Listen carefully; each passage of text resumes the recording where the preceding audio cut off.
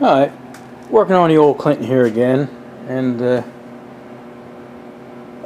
a little blooper go on, you know. At the beginning I had to redo the first half of this video because it must have been, I must not have pushed the button, or it got lost or didn't take, but I had to redo the first part here, and when you finally do get into the video, I finished tearing this down and everything. I just took this out of the cleaner, so it's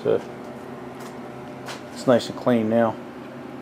But so that'll explain that, you know. It's a shame we lost some good footage there, or never took it, but whatever the case, it's non-existent.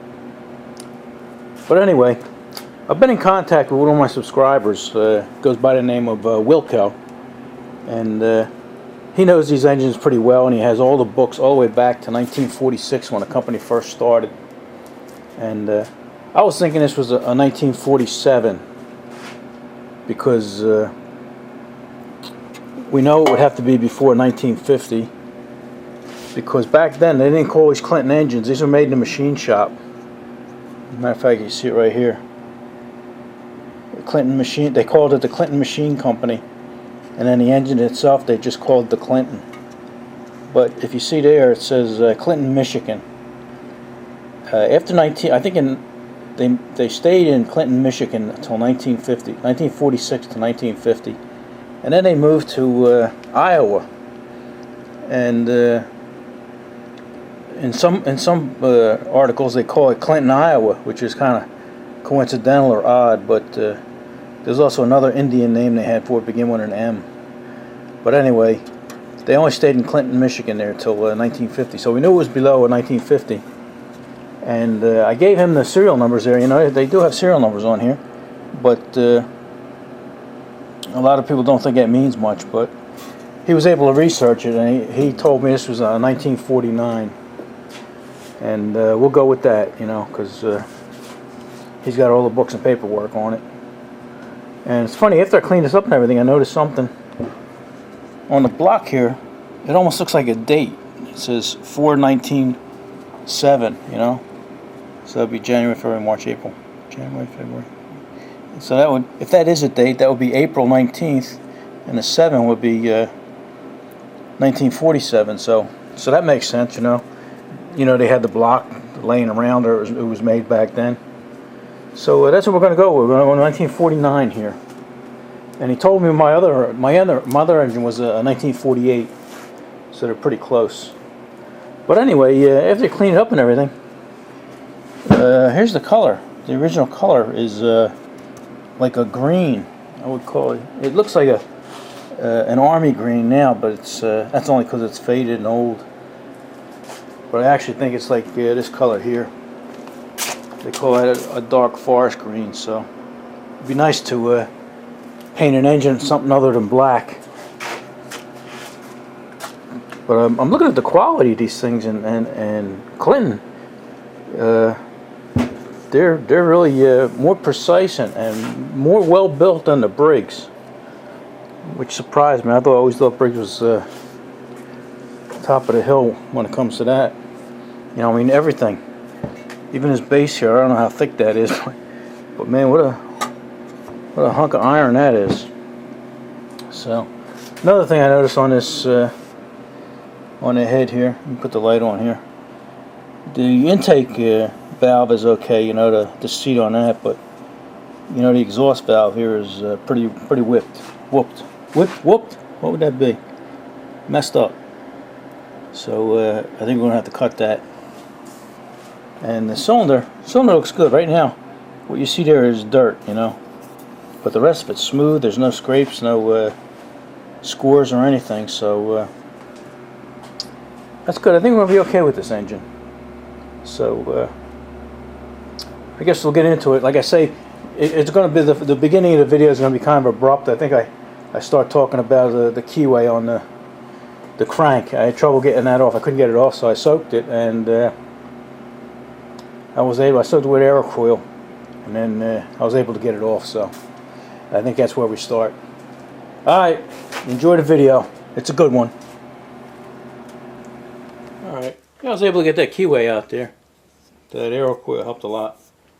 Looks like just 2 bolts holding the bottom on here, and they're probably pretty tight.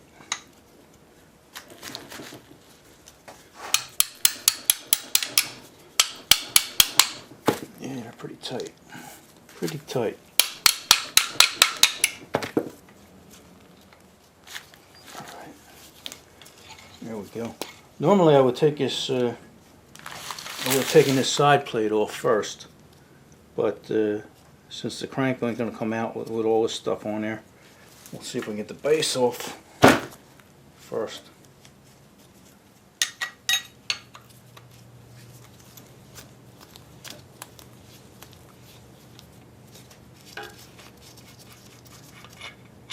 Oh, long ones, long bolts.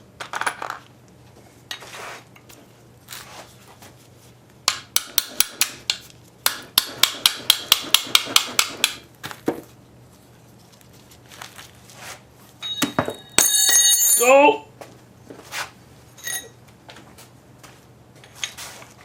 I'm all right.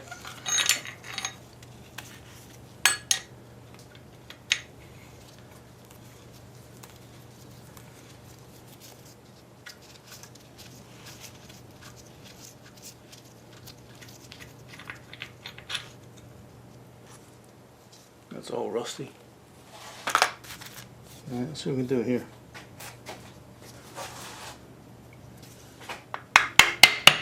Okay.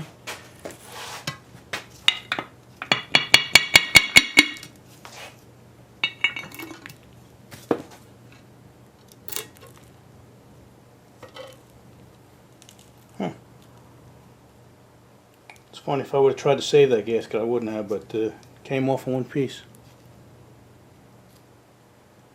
A little bit of sludge in there. Let's see what we got here. Can you see that?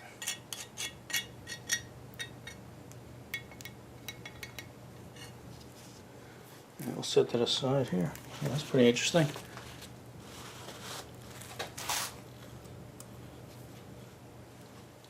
Never seen a slinger like that.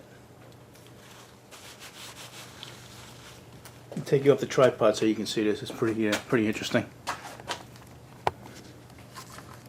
Hold on. Whoa, whoa. Look at that. Looks like a big shark fin.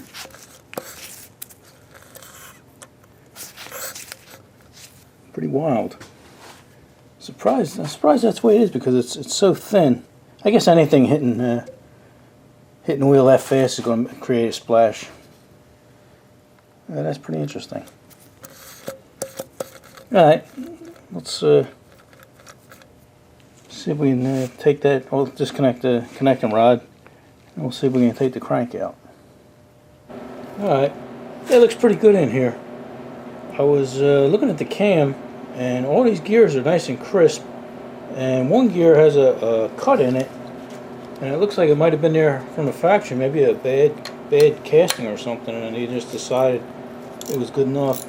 I already bent down these tabs, save us a little time here, and I'm going to have to make my own timing marks because I don't even know where they are on this engine, and chances are I wouldn't be able to see them anyway, because I'm going to keep the plate and the magnets and everything like that all intact.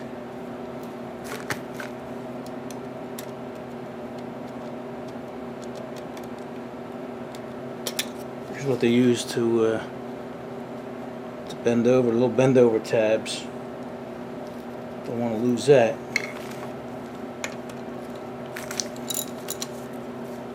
Alright, these weren't all that tight.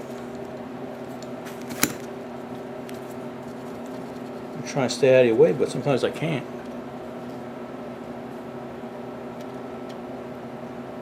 Okay. Another thing, make it easy on yourself. Remember the little shark fin, the point goes towards the carburetor side. Alright.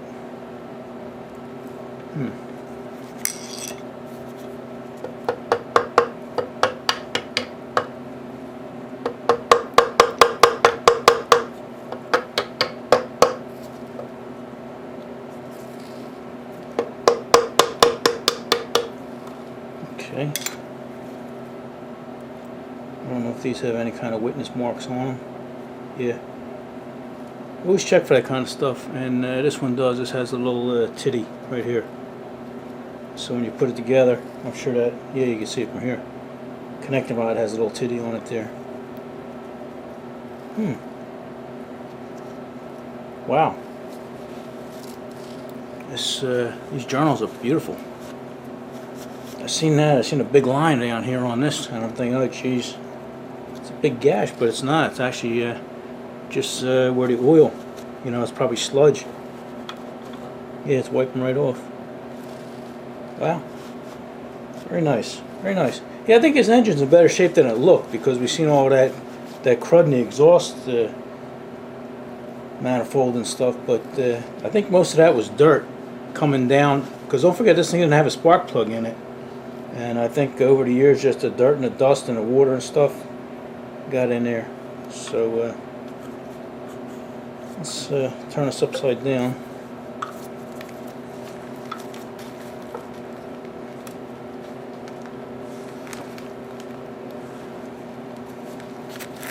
Let's see if I can hit that piston a little bit. Okay.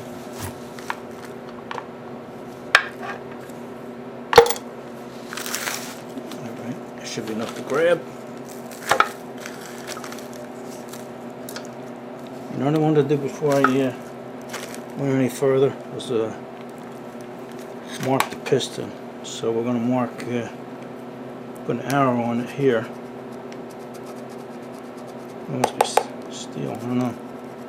I'm going to make a better mark on this once I get it out. But for now, I'm going to put that mark on there, and that's pointing towards the carburetor too. Alright.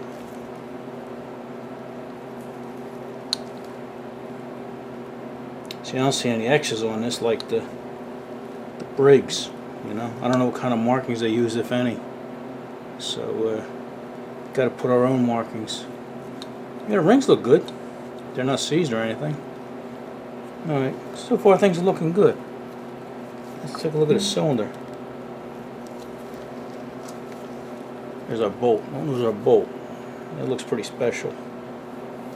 Okay. Yeah, let me clean this all up a little, and then I'll show you that mark on the cam I was telling you about. Because like I say, we're going to have to make our own marks. Time this thing. Alright, let me clean things up a little bit, and then we'll turn these back on. Alright, yeah, we took these off the tripod here so you can see what's going on here. I found something pretty interesting. Everything in here is perfect. There's really no reason to go any further and take anything apart, the crank and everything like that, other than I might take it out just so it makes it easier to clean this pot metal plate or aluminum plate, and clean and paint the block. And I'll probably do that, but I mean, to get this, because the bearings and everything are perfect in here, man. They're tight as can be, you know, no play at all. You know, you got a little side play, you can't even notice that. There you go, a little bit of side play, but that's acceptable. But here's what I wanted to show you. All these gears and everything are almost pristine, you know, they're crisp, except for one little mark.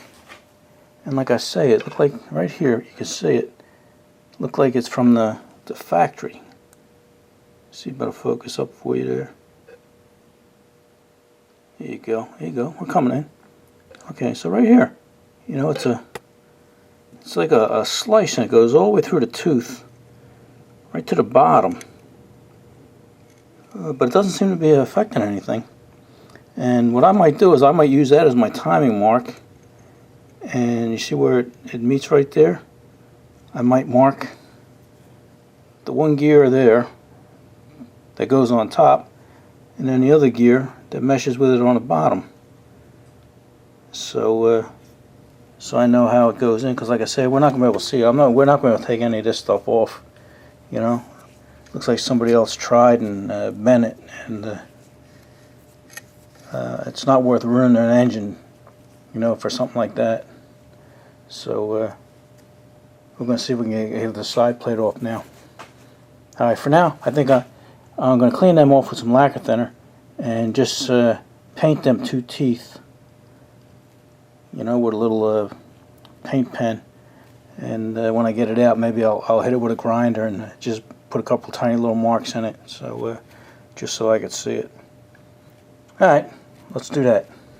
Alright, I cleaned most of that off there with some lacquer thinner. And right here, you see these two? I painted this one and this one white. I turned the lights out because there was so much glare. But I painted both of them white with this Posca pen. I always leave a link in the description for you guys for this kind of stuff. And this is where this comes in handy. Chances are it won't come off. It might scrape off, but it should stay.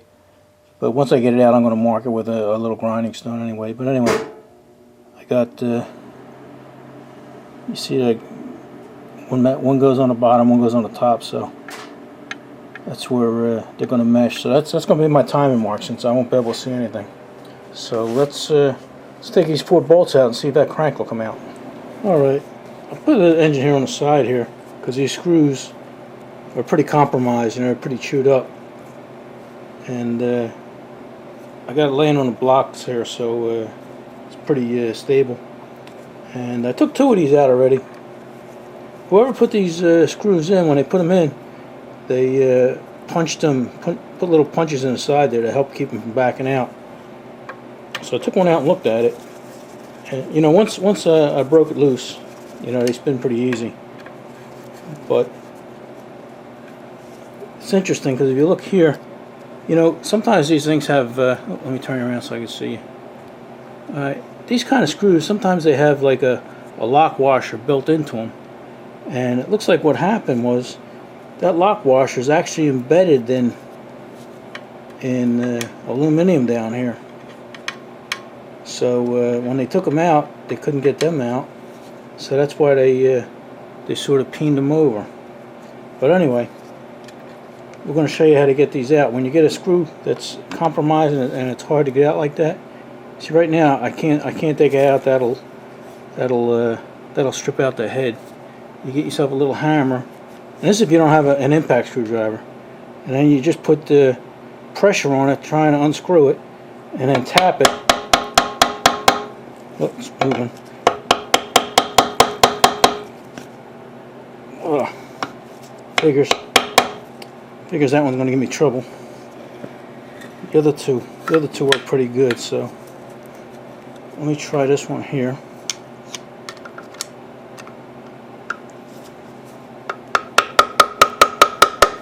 There we go. Alright, yeah, that don't bit me in the ass, but what are you going to do? This is live television. What you see is what you get. And the same with that stayed in there too. So with this one here, I'm going to see if I have a square blade. And I'm going to try and get that one out. Alright. Yeah, I thought I'd be able to find a Phillips head screwdriver with a square on it like this, so you can put a wrench on it and get a little torque on it.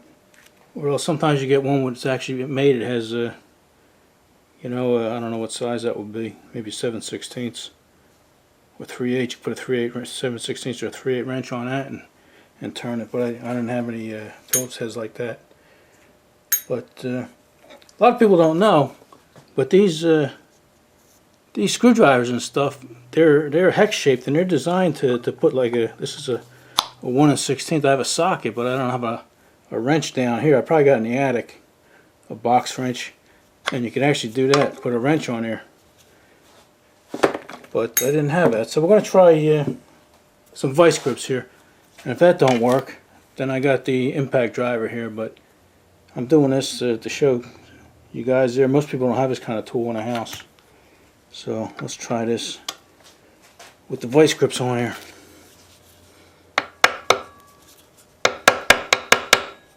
Now they're just spinning on there. Oh well. I think we're going to have to go with this.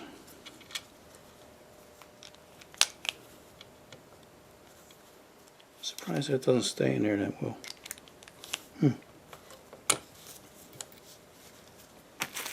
So this actually, is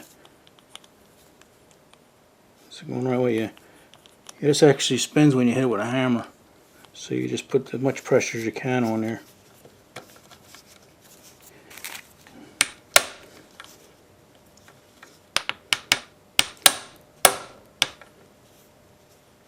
And it ain't working.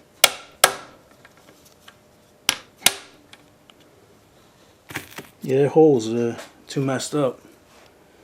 Alright, let me come up with another idea. Alright, I got that screw out. I had to use a little persuasion, but it came. I'm gonna see if I can get some replacement screws for this. Looks pretty shallow though, you know, it's countersunk, but it looks like something's not gonna be easy to find. So hopefully I can find them. If not, we gotta put them back in. All right, let's see if this comes out. I know with the Briggs, I don't like prying on this pot metal thing here, so usually what I do is I'll hit it from behind and hope that works. Oh, there we go. Yeah, a lot of times the gasket just holds it in.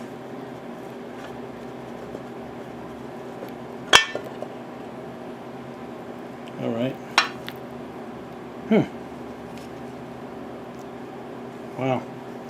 Yeah, luckily the gasket's intact, so we can reuse that. You know, you say, why reuse it? Well, that's actually a spacer. You know, that's a very thin gasket. I don't know how many thousands, but that's what they use for the end play. So hopefully I get that off and clean it up, and we can reuse that. All right. Let me look this over, and the next thing is just a bunch of cleanup. All right, go have yourself a coffee or something. Take a break. We'll see you when you get back. All right. Yeah, that's about all we can do now. Now it's just a big cleanup job. And I did look at this cam, and I didn't see any marks. That probably don't help you, huh? Maybe from that angle. But anyway, you know, there's some scrapes on it and stuff, but really no marks. Usually they'll have a real definite pinhole or something, but I couldn't find anything on there. Even that, I thought that was a mark, but that's just from the casting. You know, sometimes, you know, they say, you know, like, okay, it's directly across from here and lines up with something else. You know, there's usually a way of timing it. But I don't see any marks on that, and I can't see any on the cam or the crank because that's stolen away. But I don't see anything but like around a couple little divots in them to teeth that we painted. So when that paint wears off or I clean it up, we'll still have them two little marks. Not enough to compromise anything, so relax. Alright, so like I say, all we gotta do is clean this up, see if I can get some 4 screws to put that plate back on. If not, we'll just put them back in there. Alright, it's gonna be a short one, but you know, like I say, that's all we got. So we'll see you in the next one. Alright.